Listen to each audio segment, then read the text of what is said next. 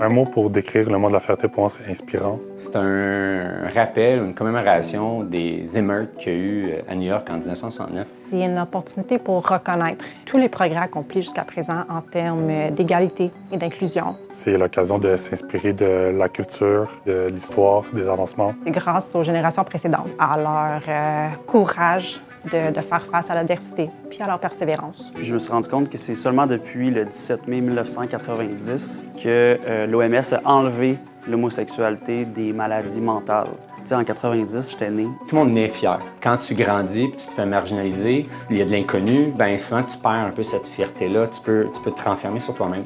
Avoir un sentiment d'appartenance, on se sent valorisé en fait.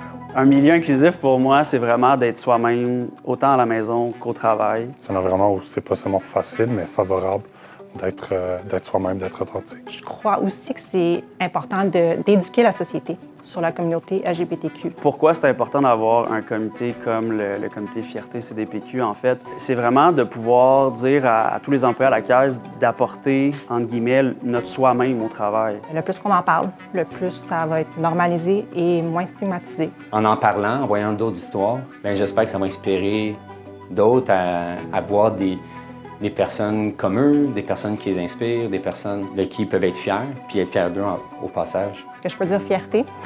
Oui, très, très fier.